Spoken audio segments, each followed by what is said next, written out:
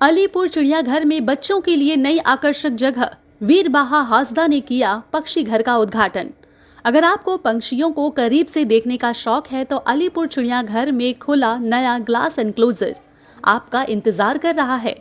आज वीरबाहा हासदा ने इसका उद्घाटन किया। यह पक्षी घर बच्चों और परिवार के लिए एक खास अनुभव देने वाला होगा। ग्लास के पीछे रंग बिरंगी पक्षी जैसे तोते, मैना और कई दुर्लभ प्रजातियां दिखेंगी। आप उनके उड़ने और खेलने का मजा ले सकते हैं। वीरबाहा हासदा ने बच्चों को खास मैसेज देते हुए कहा है कि पक्षियों और प्रकृति का ख्याल रखना हमारी जिम्मेदारी है।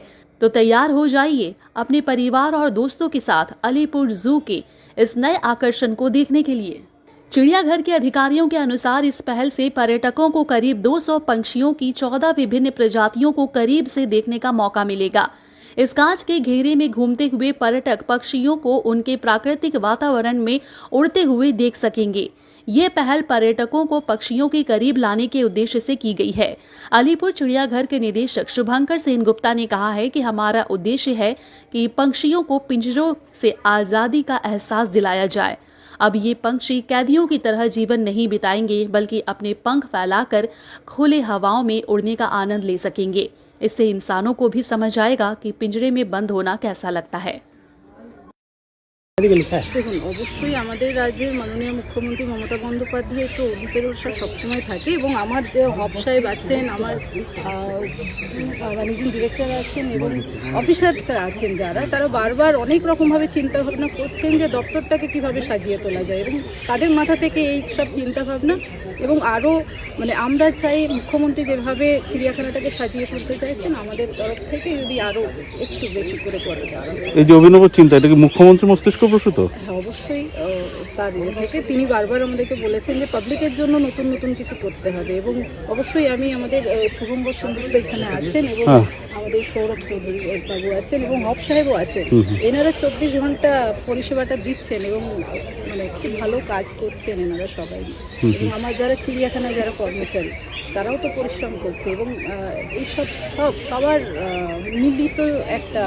ভবিষ্যতে কি আরো কোনো প্ল্যান আছে? গতকালও দেখছিলাম আপনি অনেক কিছুই চিন্তা ভাবনা আছে। বন দপ্তর অনেক কাজ করছে। এটা এতদিন ধরে আপনারাও কেউ নজর দিতেন না, কিন্তু বন দপ্তর যে কাজ করছে আস্তে আস্তে আপনারাও বুঝতে পারবেন। আগামীতে কি চিন্তা আছে যদি একটু বলেন। অনেক কিছু আছে, অনেক কিছু। আগের থেকে কিছু বলবো না, যখন কাজ কমপ্লিট করব তারপরে আপনাদের সামনে, তাহলে সেটার মধ্যে আপনাদের একটু ইন্টারেস্ট থাকবে। চালু করলাম আজকে থেকেই সাধারণ মানুষের জন্য।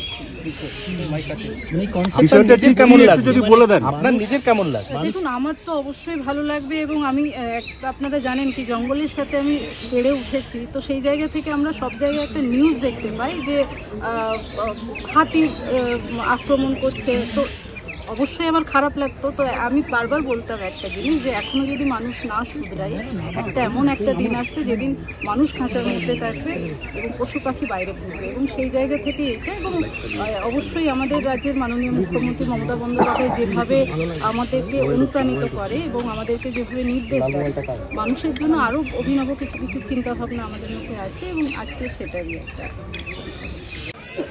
এটাতে কি ধরনের পাখি থাকবে এবং কবে থেকে চালু, আর এর জন্য কি আলাদা টিকিট লাগছে? প্রথম কথা, এই তো এক্ষুনি বনমন্ত্রী মাননীয় উদ্বোধন করে দিলেন। আজকে থেকেই দর্শকরা এটা দেখতে পারবেন, এখনই সবাই ভেতরে ঢুকলে দেখতে পাবেন।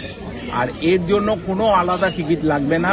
চিড়িয়াখানার যে একমাত্র 50 টাকার যে প্রবেশ মূল্য দিয়ে টিকিট আছে, সেই টিকিট কেটে ঢুকলেই সবাই এনক্লোজার দেখতে পাবে। কি ধরনের পাখি এর মধ্যে আমরা বিভিন্ন রকমের পাখি রাখার চেষ্টা করছি।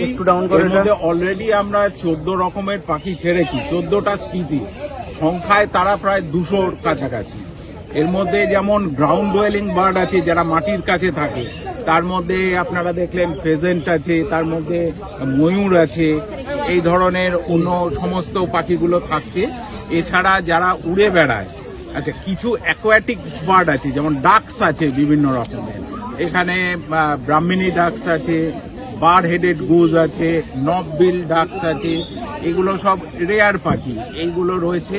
আর সাধারণ পাখির মধ্যে যেমন ধরুন বারবেটস যাকে আমরা বলি, বসন্ত বৌরি বিভিন্ন রকম ভ্যারাইটি হয়।